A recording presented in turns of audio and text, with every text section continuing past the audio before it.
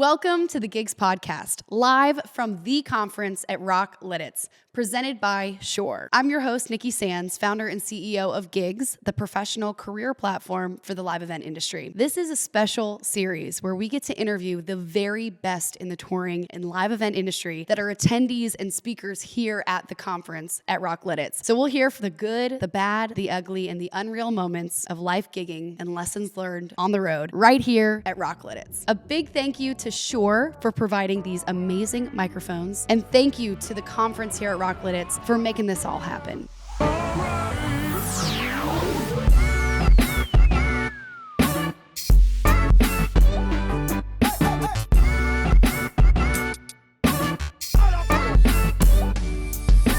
Thank you to the conference at Rock Lititz for letting us record the Gigs podcast. Huge thank you to Pfennig Hales and Emily Cassidy. We wanted to do a full-on podcast together, but actually we're going to do it in Nashville because we got exciting things coming to Nashville. A little thing called Rock Nashville. But I wanted to just say, Pfennig Hales is the experience manager here at Rock Lititz. Thank you for letting us put this on. How has your experience been with this conference? This conference is one of our team's favorite weeks of the year, honestly. It is so much fun to see the industry come together, to grow, to learn, to share. Our team loves it. We put so much thought into the flow, the production, the content and conversations. And selfishly, it's really cool to see our team come together. We have a pretty young and growing team, so everyone's really been able to step into their strength and sort of their area to pull it off. And it's our third year, honestly, and so being able to hit our stride together a little bit's been so cool. And this has been all hands on deck, too. I know you had some accountant working the registry, how is every single person, not only on the Rock Lititz team, but quite honestly, all of the sponsors had people working different tables and sessions. Wow. Different volunteers. We had 7 different event production assistants. Over 65 applied, and so 7 younger people who are under 22 that got to come and help, and so It really is all hands on deck. We have our facilities team, even our accountant was the lead for registration. It's just something we all really care about, having the opportunity to be able to move the industry forward together and create a space for conversations like this. And telling stories is a huge part of that. We really appreciate Gigs being here to help tell some of those stories. Oof, no, thank you. I couldn't come y'all's first year, but last year it was epic.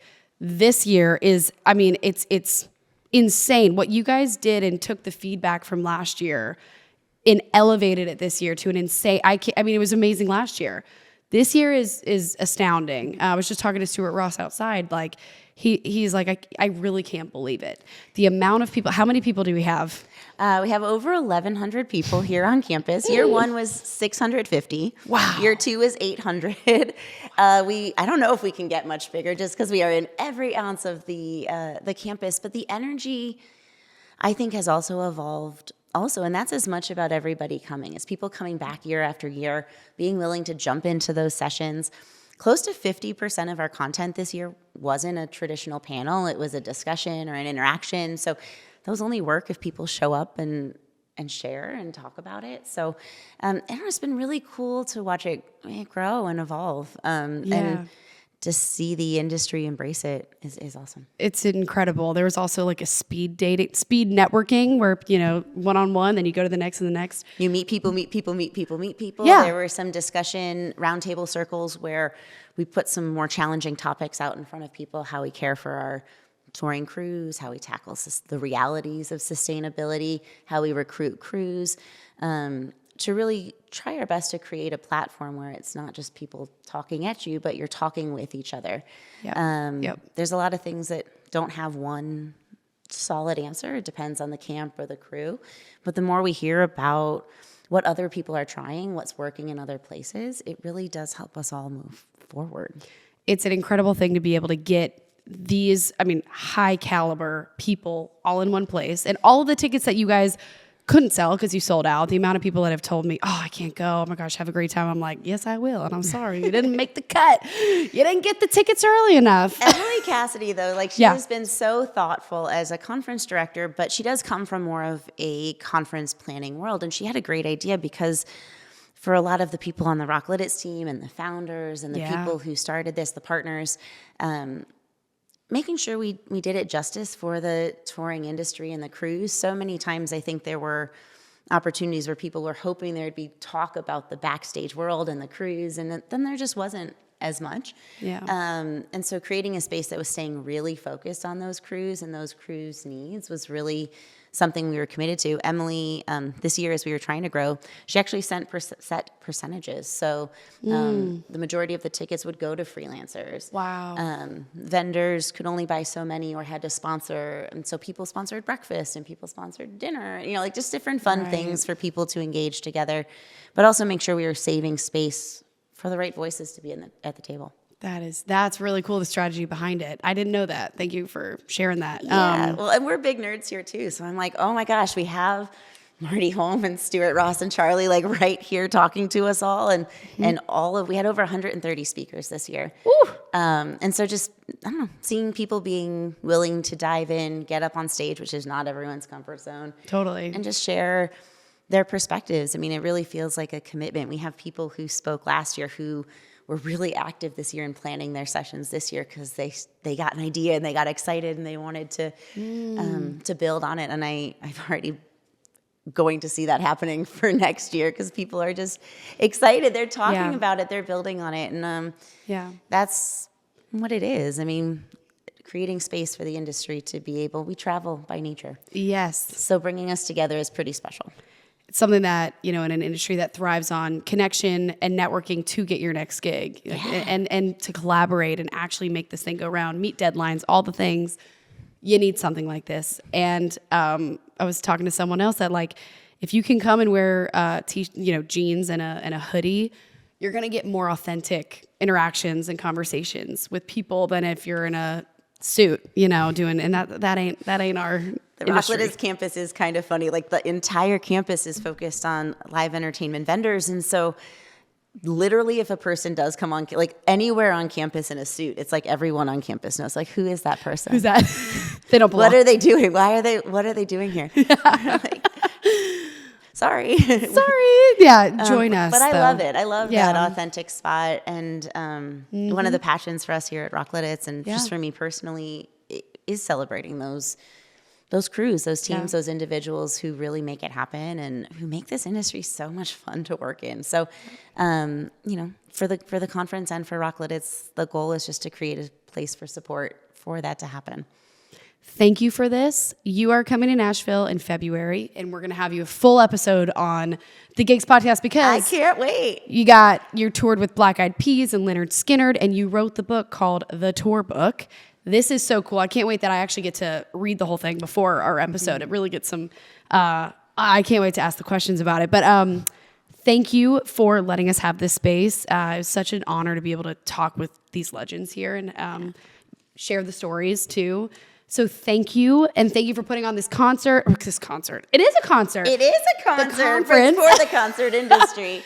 And we will see you next year on the Gigs podcast and in the fall for Rock Nashville. Ooh, can't wait to talk more about it. Thank you so much for having me and for coming to the conference. I mean, I think it only works as long as the industry keeps showing up. So thank you guys for being here. Tour book, Rachel Hales. We'll see you in February. Thank you.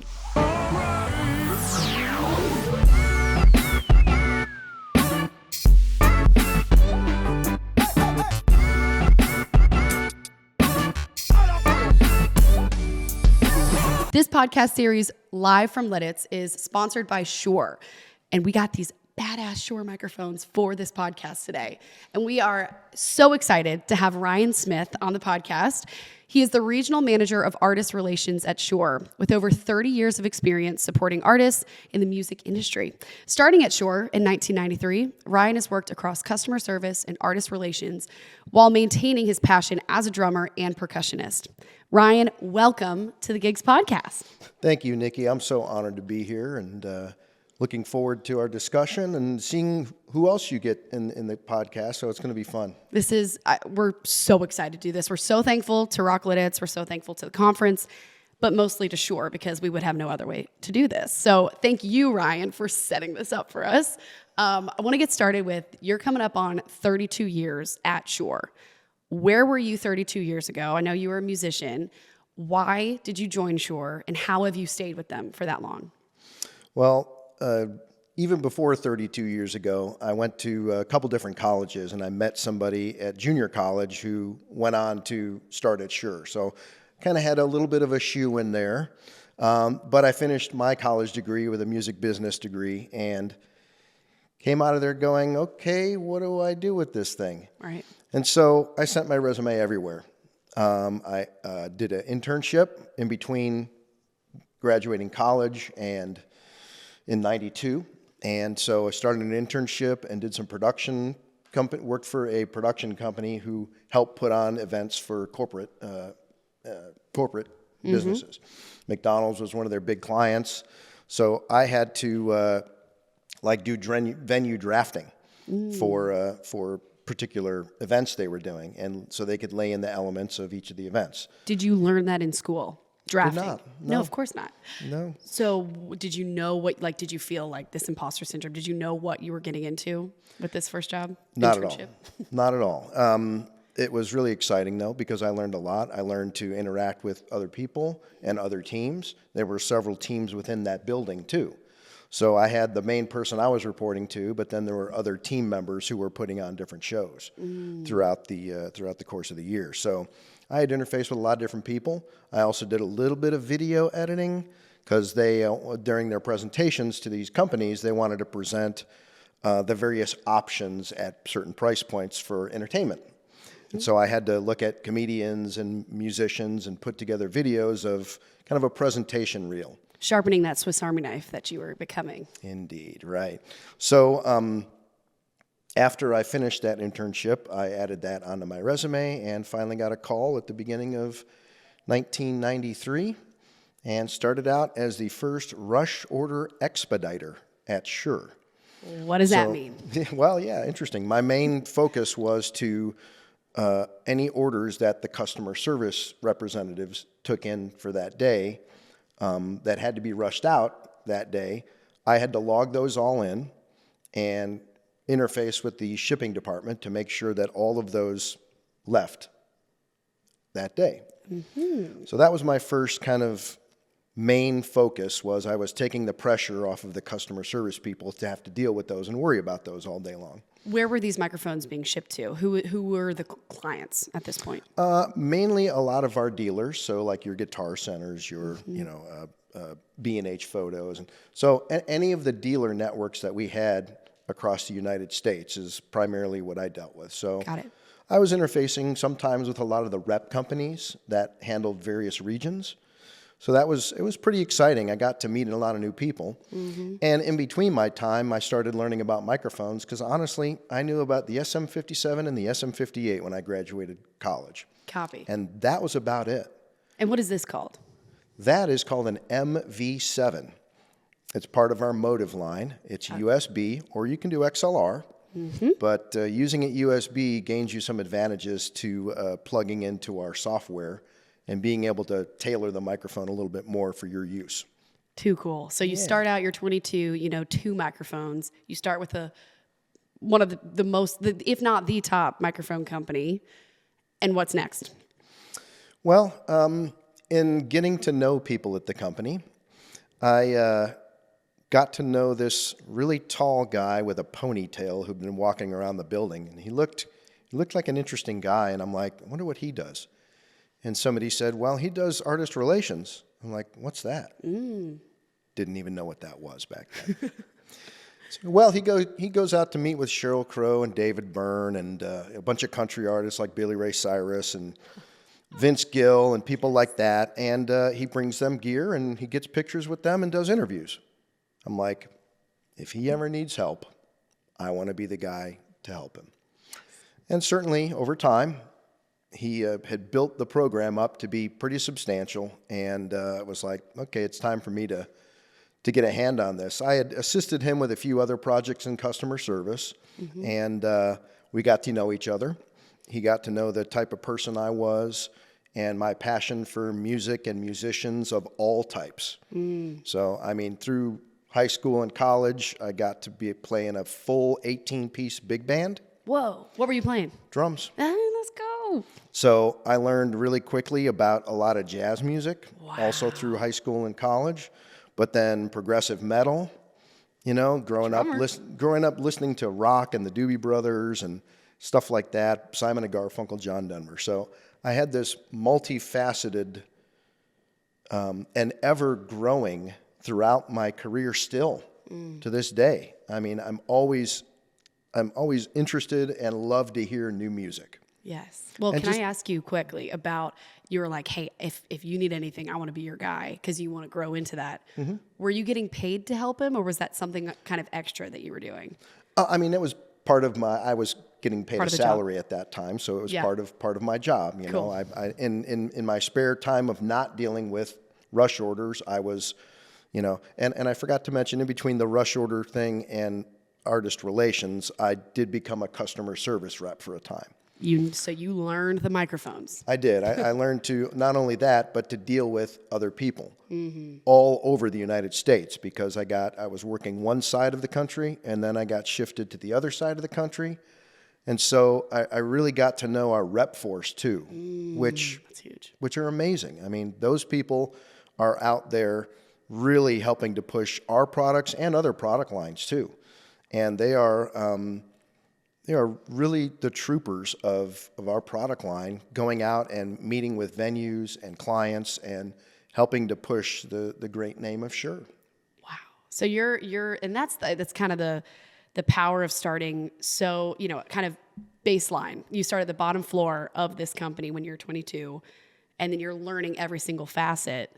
But I mentioned that because, you could just leave at 5 when you're done, but then you're like, hey, I want to kind of learn this artist side too. Mm-hmm. So you're doing that. You're learning more about the microphones at that time, I'm sure. What was the biggest shocking moment for you when you're working artist relations? Did you have a starstruck moment, or did you have a moment where you were like, oh, I want his job? Well, I mean, when I started, Shure is based in Chicago. So I've been living there most of my life and seeing shows there, going to a lot more shows now that I'm an artist relations rep. And at one point, my boss is like, hey, I can't go out to this show tonight, so if you would go and represent us there, that would be great. It's Elton John. He's doing a show. And at that time, he was using a Beta 58. And can you explain what that is? And my boss is like, well, if you happen to say hi to Elton, just compliment him on his choice of microphones. I'm like, okay, noted. So I get there in time to watch sound check, which is pretty cool to get there at that time because there's barely anybody in the building. It's you, it's the front of house engineer, it's the crew, it's the band, and they're going through their checking all the gear and all that kind of stuff. And so sound check finishes. And, keeping that little thing in my brain about what my boss asked me to do. And Elton is the last one to get off the stage. Wow. So I'm like, okay, if I'm going to do it, I'm just going to go do it. So I did. I kind of started walking up to him. I called his name, turns around. Hey, my boss wanted to compliment you on your choice of microphones. And he just says, thanks, and shook my hand and gone. There you go. And it's like one of those moments that, there's been several of those where it's like, that I will never forget that. Wow. I didn't have a picture for it, but I've certainly learned to take a lot of pictures after that of, I'm like, I want to document this. So. Wow. That's your first interaction of, okay, yeah, no, this is the life for me. 32 years later, you're here.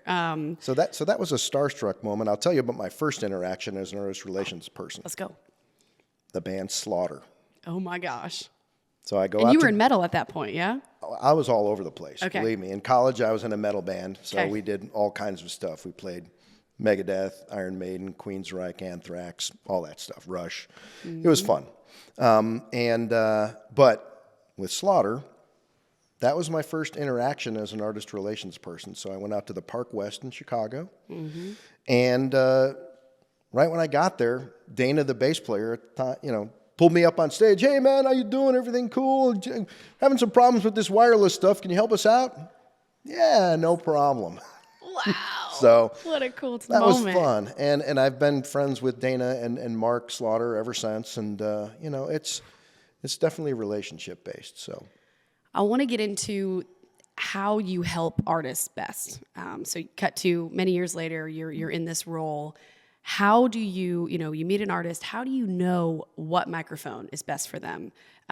Was just talking with an artist manager who managed Alanis Morissette, Scott Welch, who talked about the type of microphone that she used because she played harmonica, and you showed us Taylor Swift's microphone that she used. How do you determine what's best for them, and how do you then care for these artists? Well, a lot of it is a discussion and a trial with their audio crew. So it starts there. You know, they have to listen to a few different microphones and see which one they feel would best represent her voice. And I mean, back when I started doing this, the stage was there. There was no like thrust, right? Right. So everybody's on a stage behind the speakers. Wedges, yeah? Well, ear monitors. Oh, okay, got it. Yeah, I mean, back then, you know, if we're talking going way back, Yeah. the first ear monitor systems were like 10 grand a piece. So watching Def Leppard do Hysteria tour in the round with each guy having a $10,000 system in his ears, Damn. right?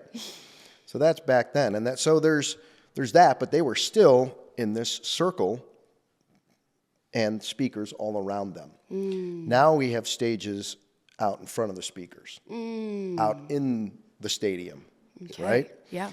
So there's a lot of factors that go into making that choice, because you want to be able to get that person's vocal up above everything, even the crowd, even the 10,000 to 70,000 screaming fans. Right. Their voice has to be number one. So they have to choose the right microphone from a sonic perspective, from a microphone rejection perspective. Please digest both of those terms. Okay. Sonically, what you want to do is when you plug in a microphone, start it on the EQ at flat. Okay? Listen to the person's voice. If you have to make any adjustments, like, do I not hear enough high end? Well, turn that up. Do I hear too much boominess, mid or low? Turn that down. You know? Then if you plug in another microphone and leave it flat, and all of a sudden it's like, oh, wow, I barely have to touch this one. That might be the one for that artist.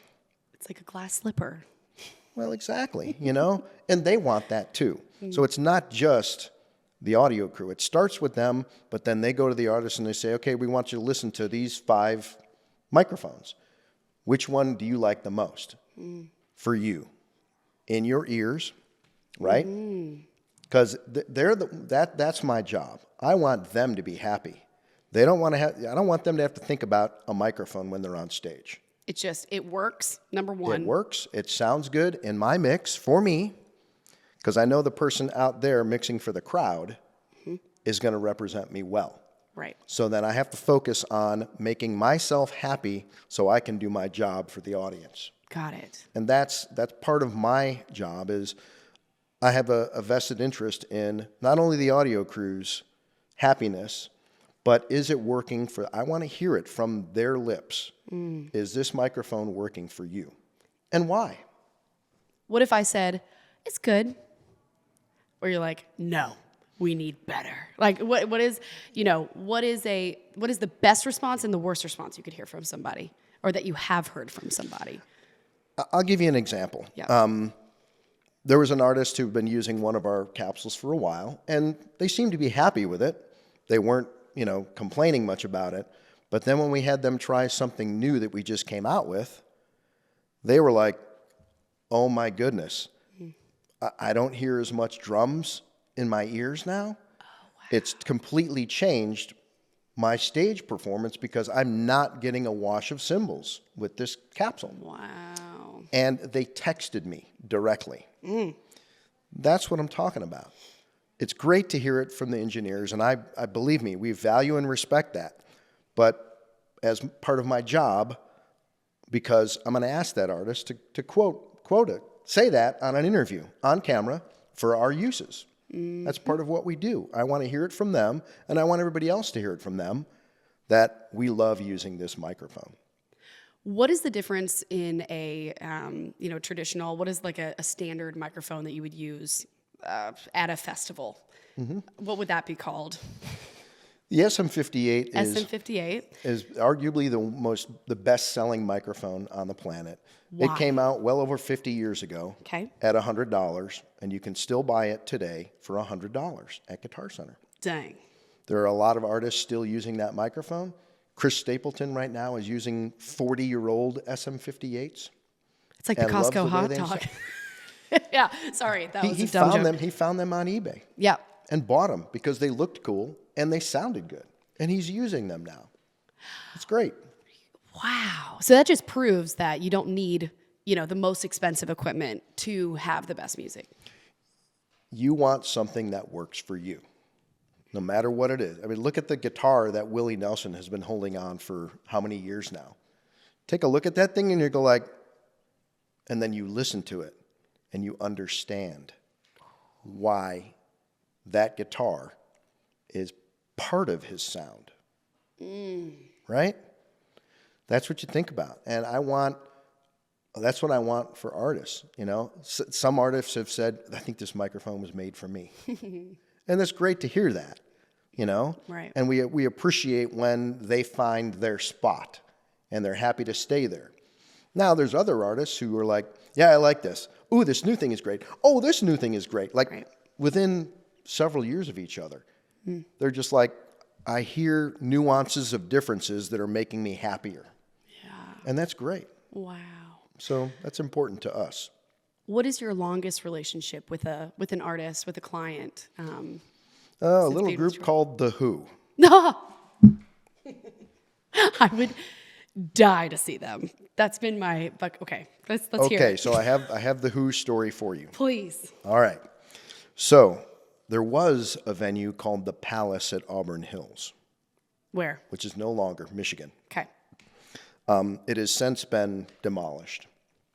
But we had reached out to them, and the first agreement we signed with them had 10 microphones on it, and some early models, of course, because it's way back in the day. We're talking well over 50 years now. So we reach out to them and say, hey, we're doing some ad campaigns, and we'd like to feature Roger and Pete in a photo shoot. And so we go out there with a very famous photographer named Paul Natkin. I've known him for a long time, and he's an amazing person. And there were a couple other Shure people that came along with us, and we went out there, and they had just flown in from the UK and wanted to run through their entire 2-hour show before doing our photo shoot. So there we are, the four of us in the venue, watching this amazing 2-hour sound check show run through. Wow. And, of course, it was awesome. So after that, we all go up on stage, and, Paul sets up his stuff. There's this road case. It says The Who on it. We drape a 58 over. So The Who had a logo with an arrow that pointed up, and we had the mic draped over, so it was just touching the top of the arrow. Oh. And Pete and Roger were there, and it was on stage, and it looked really cool. I'll show you the picture after this. But anyway, yeah, we'll put the picture up here. Wow. yeah,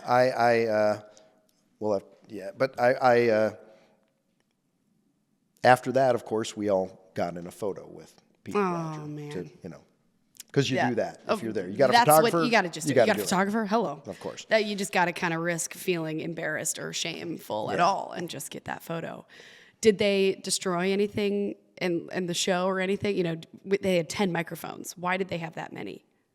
Oh, so that was the early days. So Okay. that was when we first started out with them. Got it. So that was They're even trying before. it out. That was Okay. even before the 58s. So they were using 565s and 545s. I think that was what they had on the agreement. Got it. So, and then over the years, of course, it's like he's using 58, taping that thing up, swinging it around every show, right? Exactly.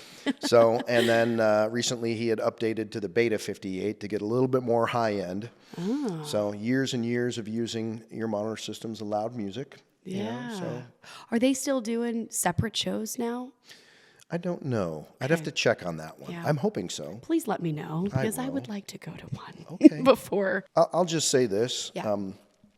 I've spent a lot of my life just trying to get to know people, and I've always respected the logo that I wear on the shirt when I bring it out to a show.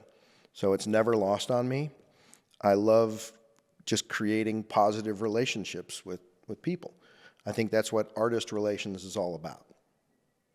That's it. And that's how you've stayed there for 32 years. Clearly an incredible company, incredible culture, and why these artists have stuck with you, why Shure is number one in the world. And I'm so appreciative for these microphones.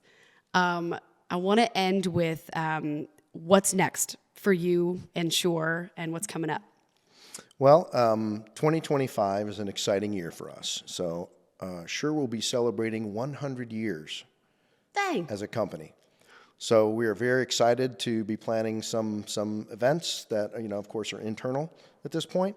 But we'll be doing some other events throughout the year, starting in January. Of course, the NAMM show is coming up soon. Mm-hmm. So we're preparing to release several new products that I can't mention on camera. But it's exciting. Wow. We also just introduced to the public our ADPSM system out there, so go look that up on our website. Okay. And it's an amazing new addition to our Axion digital line. So for ear monitors. Copy that. So yeah. You are in Nashville and working out of Soundcheck right now, Correct. right? How can people get in touch with you if they want to contact you? Well, I can. We'll leave your information in the show notes. Yeah, that'll be great.